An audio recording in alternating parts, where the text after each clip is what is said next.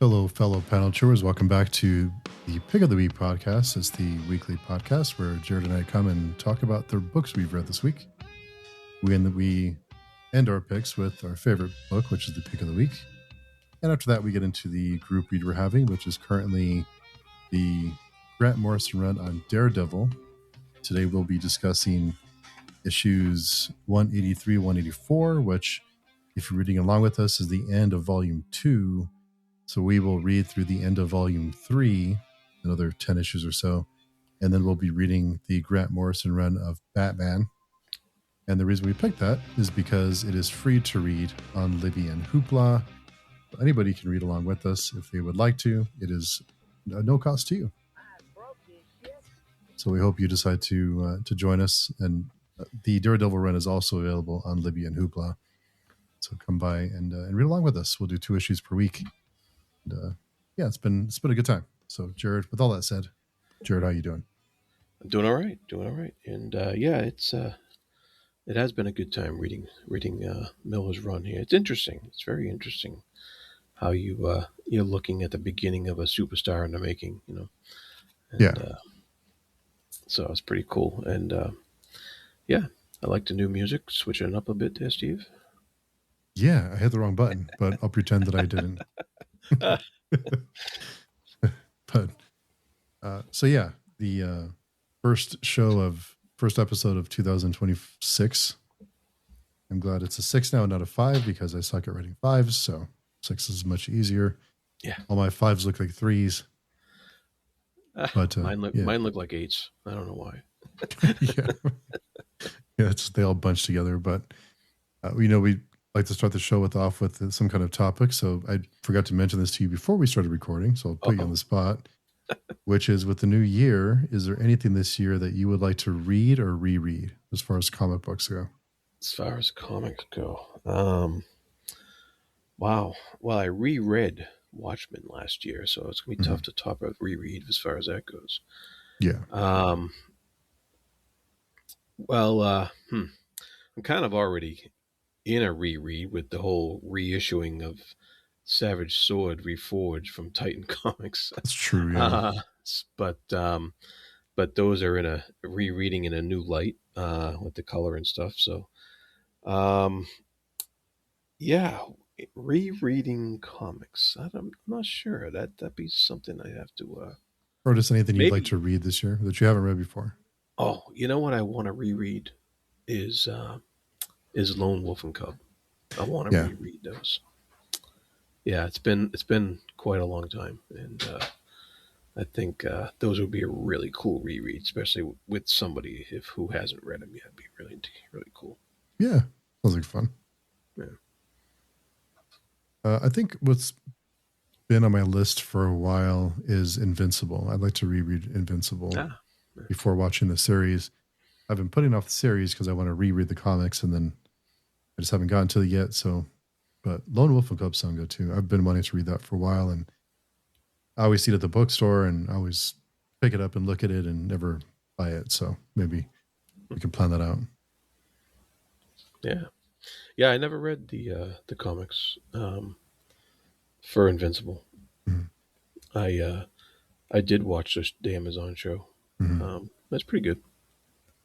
Yeah, I really liked Invincible. It brings up a lot of questions. It reminds me a little bit of Sacrificers, with the decisions that the characters make and how it affects the rest of the world and that kind of thing. So I remember it being really good, even through the end, for it being pretty solid all the way to the end. But does it actually end like a solid ending? Yeah. Oh, cool. I think, if I remember right, it does. But then we have the spin-offs, which have been good too. But yeah, I remember it being pretty good stuff. Very cool. So we'll go ahead and get into the picks. And if you're listening, well, I guess you'll only be listening if you're listening along and you are on the forum or would like to send us a message, let us know what you are looking forward to reading or rereading this year in 2026. The first one for me is Sisterhood. This is number 5 of 5. This is a Hyde Street story that is connected to Hyde Street, kind of, sort of. Quick I won't spoil the whole series, but it's about two girls who grow up together. They have some really traumatic events that they bond and they become really, like sisters. They grow up, they go to college. One of them joins a fraternity, or they not a fraternity. One of them joins a sorority, and some awful things happen to her, and it turns into this big kind of who can you trust, and is this one of them starts controlling the other, and it's a whole thing. They're taking revenge on the sorority sisters who did them wrong and all that kind of thing. So it started out pretty strong. I liked it at the beginning, but in the middle, it started to wane a little bit.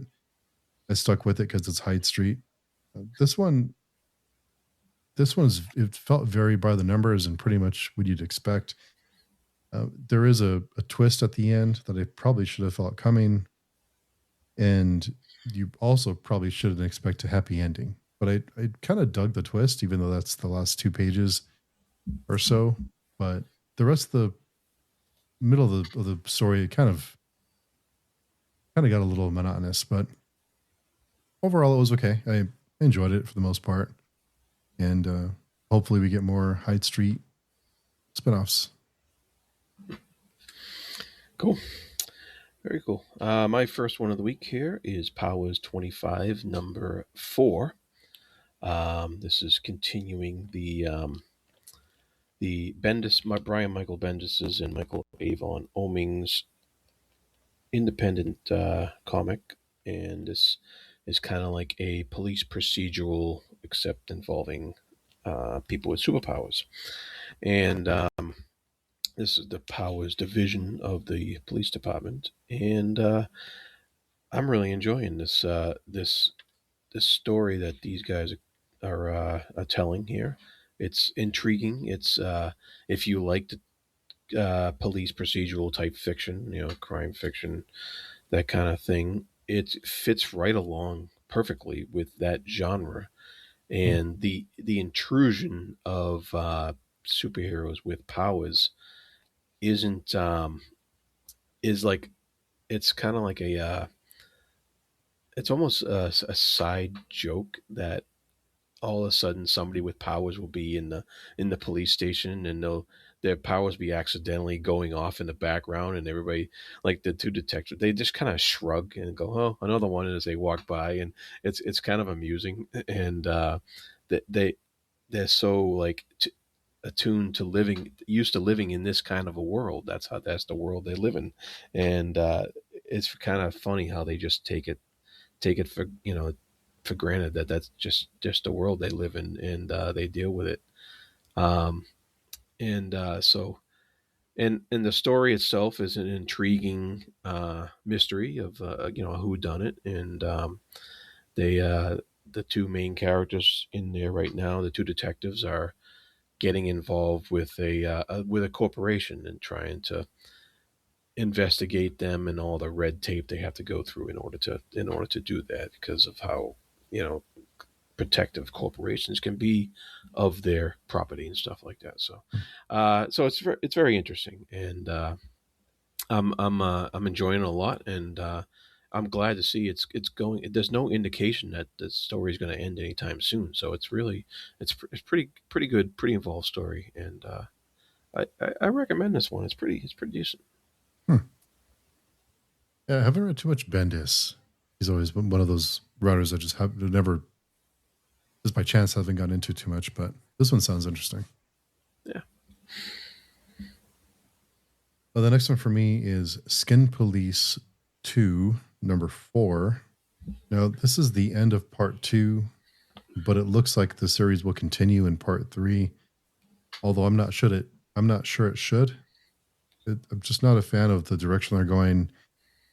The premise is that there is a drop in the birth rate, and we start to have some kind of we start to grow these humans to fill out people, and they start to pop. They'll go crazy. They'll kill people. They'll explode just randomly through their lives. So the government creates a department to neutralize and kill these people,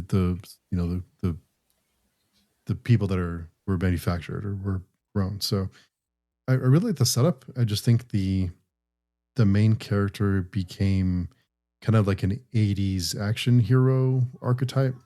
And instead of it being like a more rounded character, it seems like he has more kind of these like witty comebacks. He's more of a, and it's fine. I mean, I don't hate it, but I just wish it was a little different.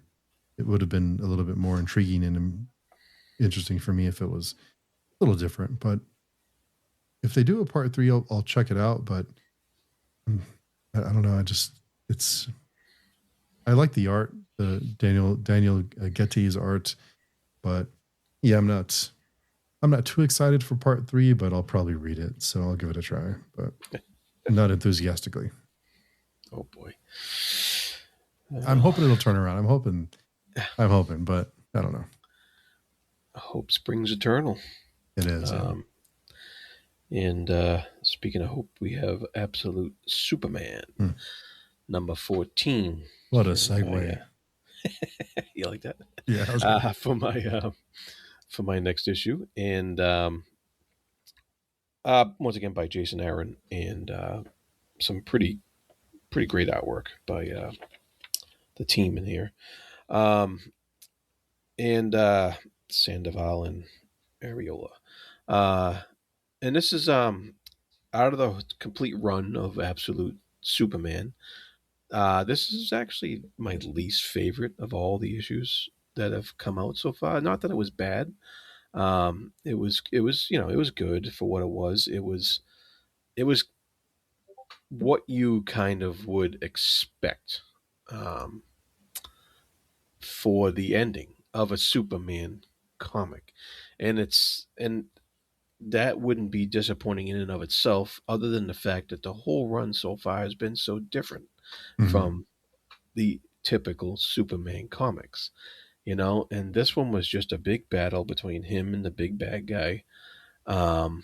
And the whole issue is the big bad guy is beating the crap out of Superman, and then Superman gets mad enough to beat him back. And that's how many superhero comics have ended like that? A whole bunch, tons of them. So I was a little disappointed in the typicalness of this issue. I was hoping it's going to be something a little different, but I can't say that I haven't enjoyed the series immensely up to this point. I really have liked it a lot.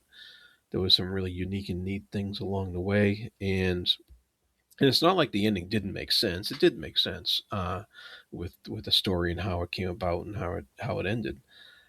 So I am still going to stick with it and check out the next story arc that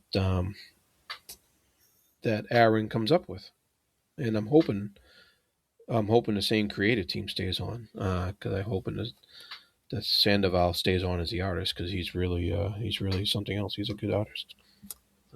Yeah, I really love his art. The issue 15 does have a new artist. I haven't gotten to it yet. It's in my pile, but there is another artist. So I don't know if it's a guest spot or if it's a permanent change, but I'm hoping it's just a guest. Yeah. Because Sandoval's art is really good. Did you feel like with the last story arc, did you feel like the end was a little abrupt? No, I didn't. I don't know about abrupt, but it was very typical for a superhero book. I don't know. We kind of got the gist all along that it was coming to this, and I was just hoping for something a little different as far as the ending goes. But that's fine. We'll hope for the next one to be unique, more unique than typical Superman stuff. Yeah. Well, the next one for me is Teenage Mutant Ninja Turtles Battle Nexus #1. This is from IDW. Now, I've never been much of a turtle fan. They always felt a little bit silly to me. I've always wanted to try and get to the comics, the older comics. So I saw this and I thought, well, I'll give it a shot. I keep hearing how good a lot of these books are. A lot of the Turtles books are. So I'll give it a try.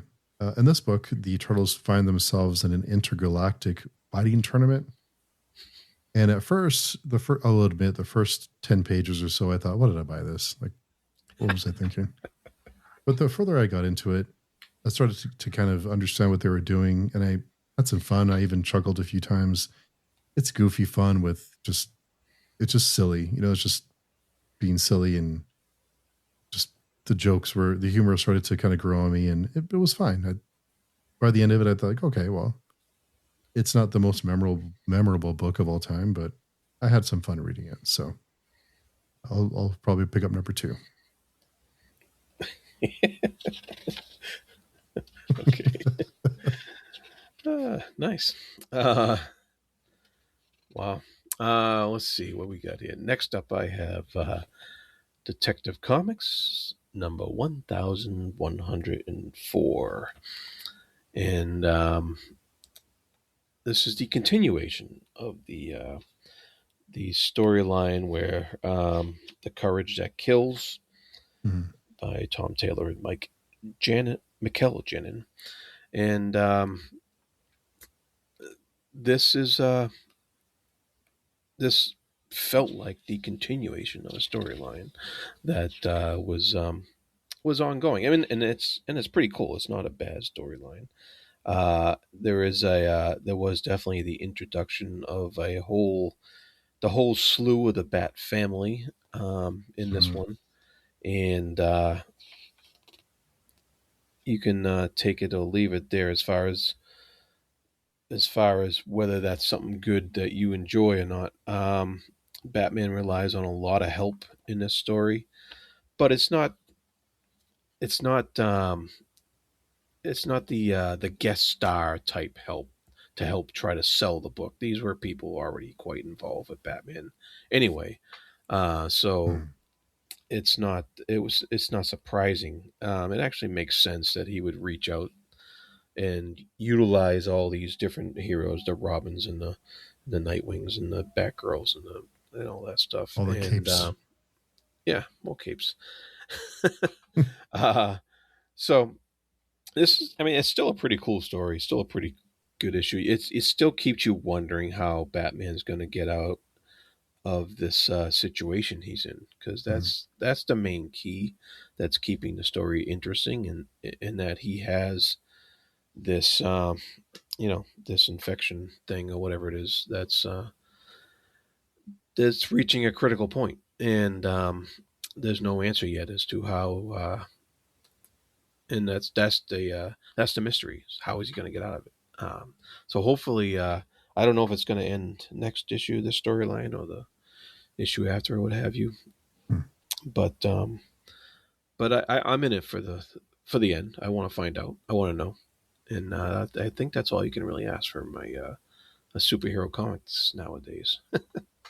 Yeah, I thought it was fun. It was fun. It was, again, it's kind of like the Teenage Mutant Ninja Turtles book. It's not the most memorable thing, but it was all right. I mean, it was fine. But you mentioned Watchmen earlier, that you reread Watchmen last year, and one thing that Watchmen has always ruined for me is capes. So yeah, that is a side effect of reading that. Yeah. Yeah. If you've read Watchmen, you probably know what I'm talking about. And if you don't know what I'm talking about, you should really go read Watchmen. It's really good. Yeah. But the funny thing is, you I wouldn't recommend reading Watchmen if you haven't been exposed to capes, because you need that reference. You need that. Yeah. It's exposure. A deconstruction. Yeah. All right. The next one for me is, so I saw this book, and I haven't been on the absolute Batman hype train. I know a lot of people are, and that's great if you are. It just hasn't been my cup of tea, but I saw this one shot, which is Absolute Batman Arc M #1. This is the origin story of Arkham Asylum.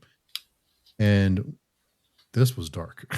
It is dark. It is a story of the doctor who, why he ended up founding Arkham Asylum, how he was funded to start Arkham Asylum, the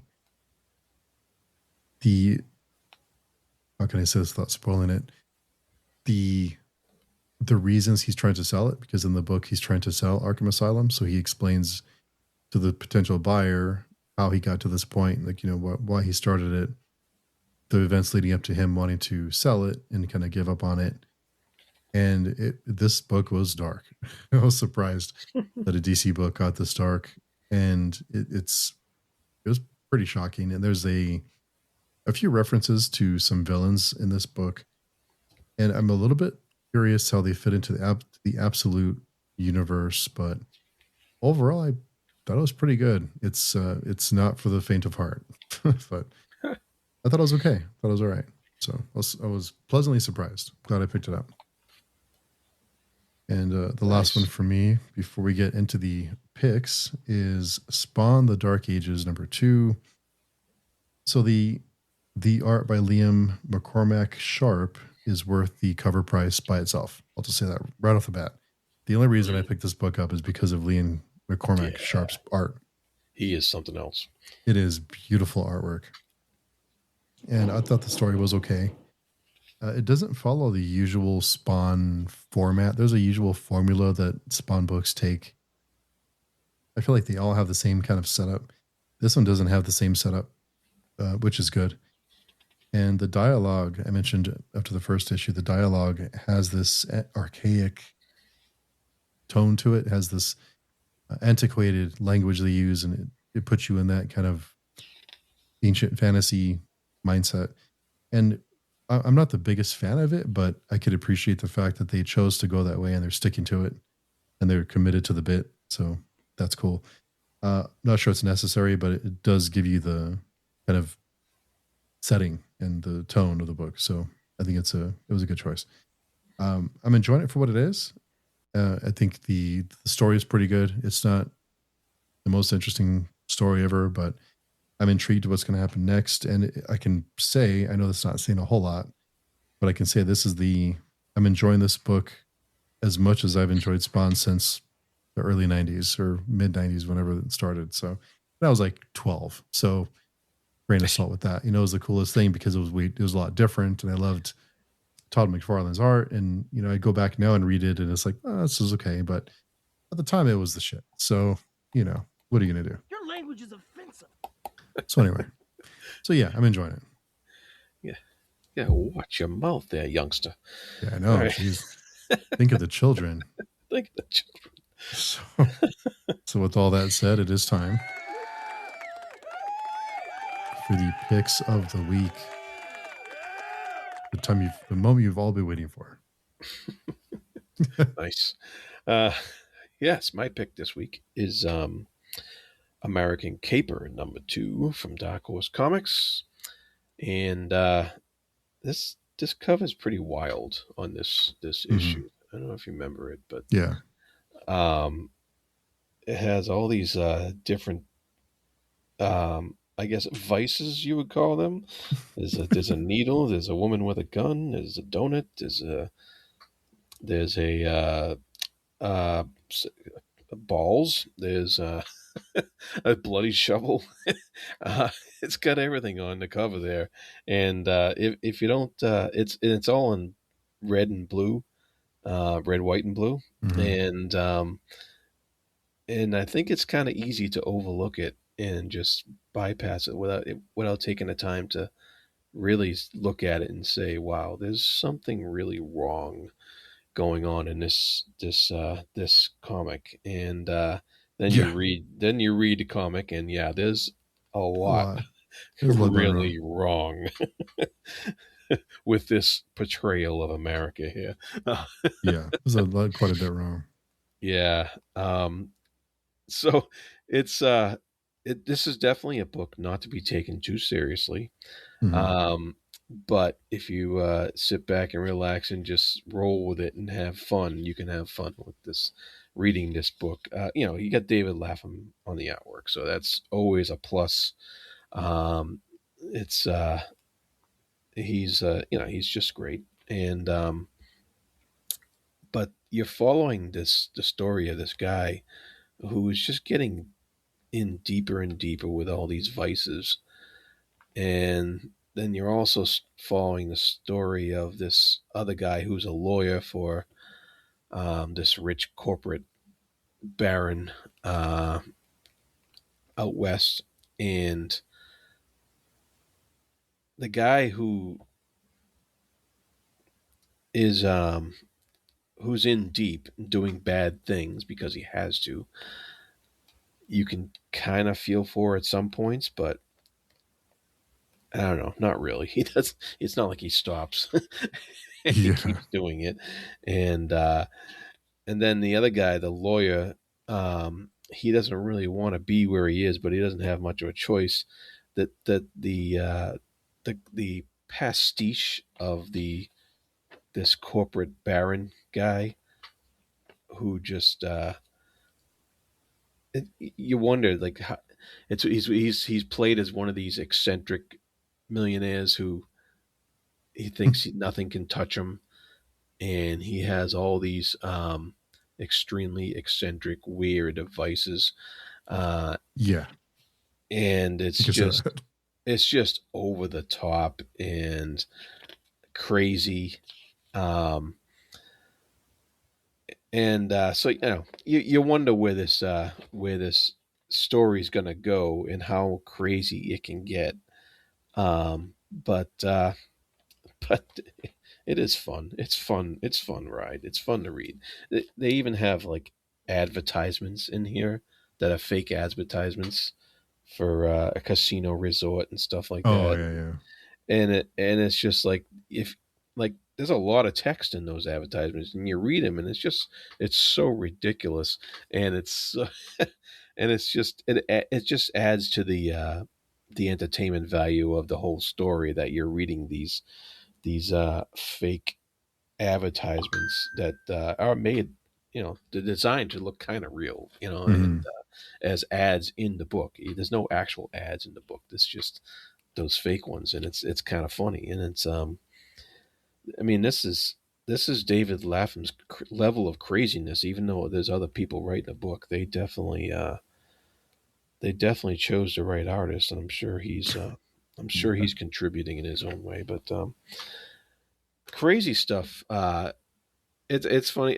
Like if this book came out the same week as a Savage Sword of Conan or a Sacrifices or a Sworded Crisis Events, they probably wouldn't have been my pick of the week. But this week, given with what I had, they were all good, but I had to go with the crazy. So, Yeah, it is fun. It's one of those where the character keeps making bad decisions and bad decisions, bad decisions, and it just gets deeper and deeper and deeper, and you can see them just going down this just downward spiral. So I'm sure it'll be even more ridiculous with each issue. yeah, yeah, we'll see. That's going to be tough to top this one, but Yeah. we'll Oh see. yeah. Well, Lapham has written some crazy shit. Yes, he has. Yeah. He's written some wild stuff. So my pick for this week is for No Man's Land issue 4 of 4. It's the last issue of the series. The setup for this one is there's a dead body discovered on an ice bridge between America, Alaska, and the USSR. Takes place during the Cold War in the 80s. And so each country sends an agent in to investigate, to try to solve it, to prevent a nuclear standoff or any standoff at all. And there's lots of tension right away that's built trying to solve this murder. It's reminding me a lot of True Detective, with these two detectives reluctantly working together. And unlike True Detective, this is about there's countries involved, so it's a different setup. But that's the kind of this ritualistic murder takes place. And I was a little bit worried after the way the last issue ended. I was a little bit worried that they were going to take it in a different route because it had been so grounded. I was worried they were going to take it in a different direction, but they pulled it back, and it all made sense once you learn what's really going on. So everything comes together, and I really appreciated the reflections the characters have on war, peace, and history. It reflects on that throughout the series, but it really ties it in a bow on this one. The art is perfect, and it really sets up the environment and the weather to be a character in of itself. Very oppressive, the entire series.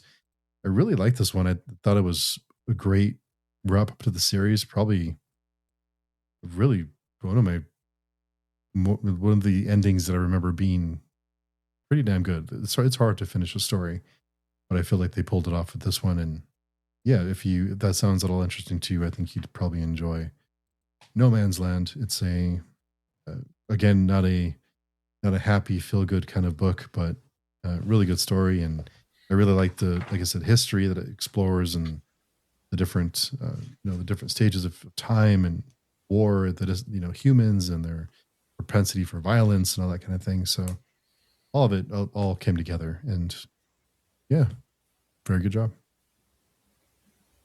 Nice. Yeah.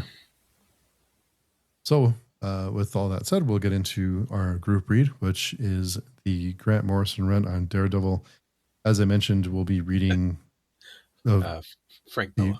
Frank Miller run on Daredevil.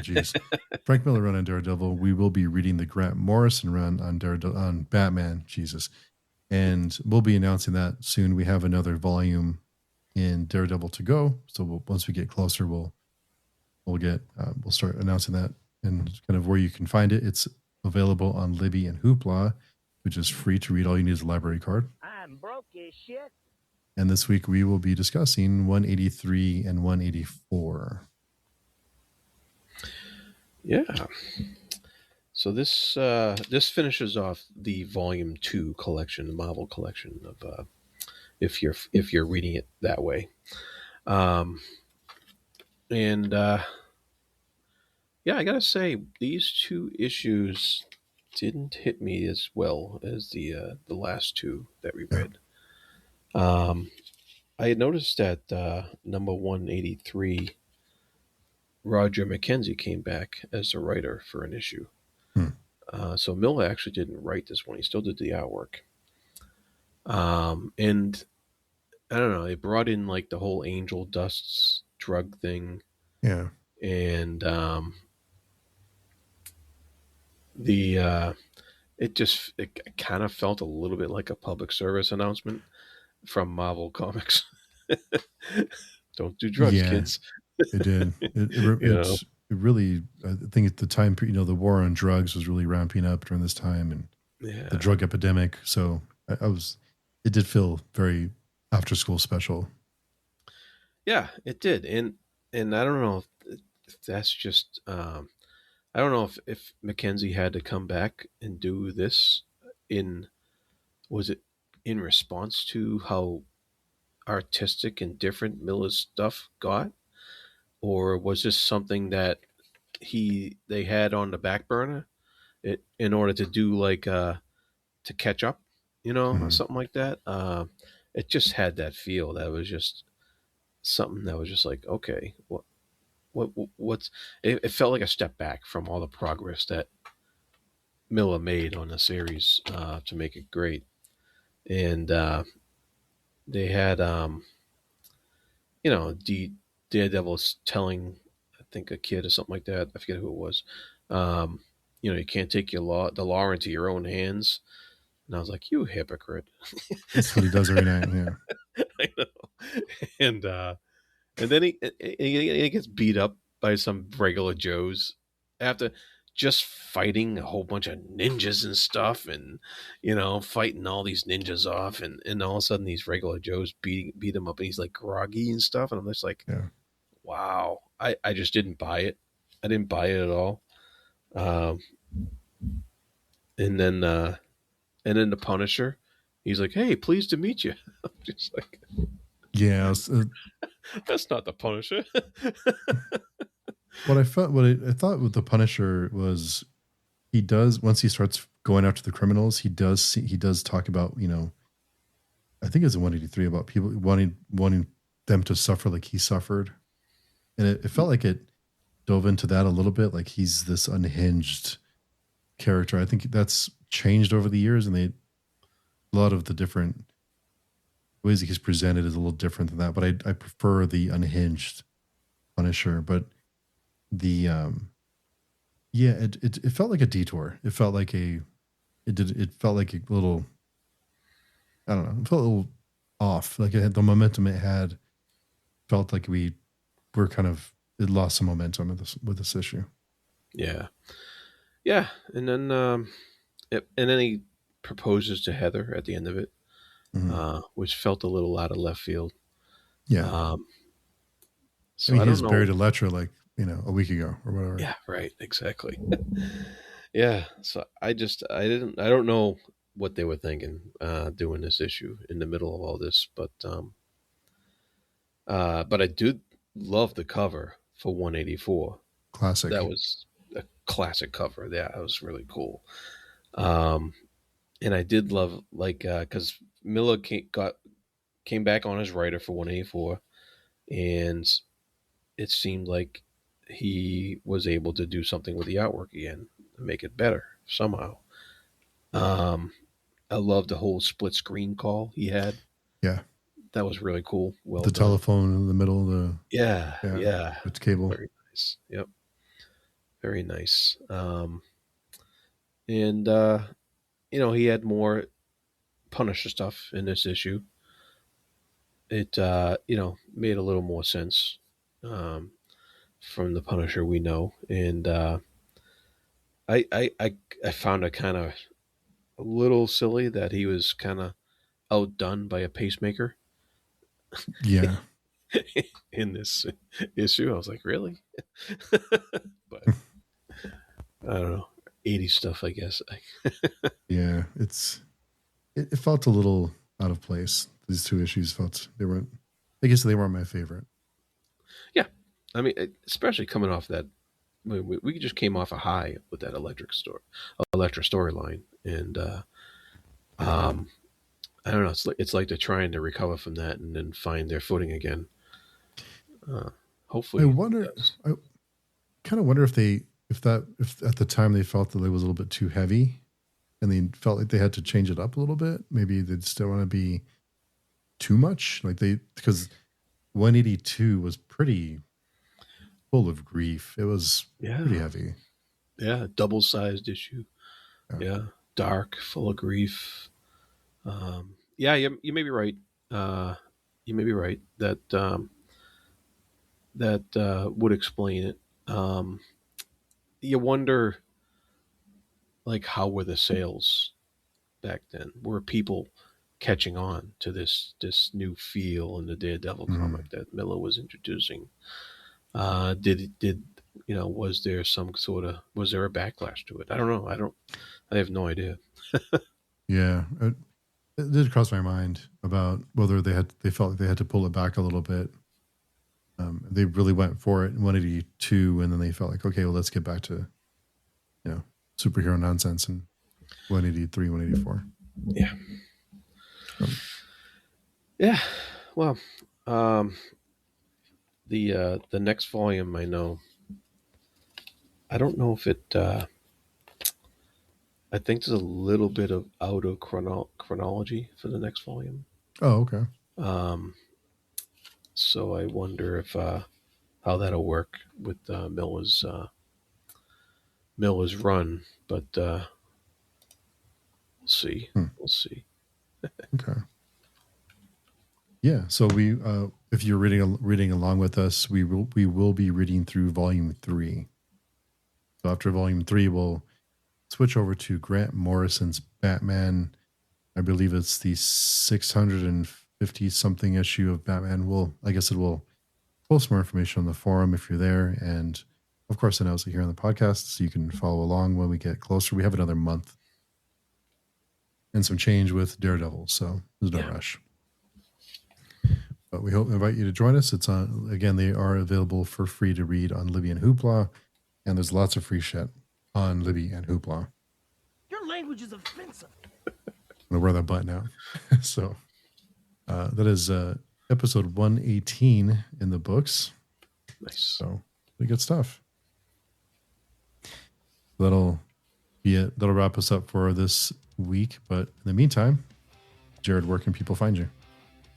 You can find me at the Fantasy Thinker YouTube channel. You can find me on the Speculative Speculations podcast, and you can also find me on Film Chewing for the Oscar Project as well. Yes. We are on to 1986 with Platoon. Yes. Yeah. So I hope you invite you to join us there too. Over on Film Showing, we are watching every Best Picture winner from 1960 to current day, and we are in the 1980s now, which are pretty interesting, to say the least. So, with all that said, we will wrap up for this week. But we hope you're having a good start to your 2026, and we hope that you find your pick of the week. Bye-bye now.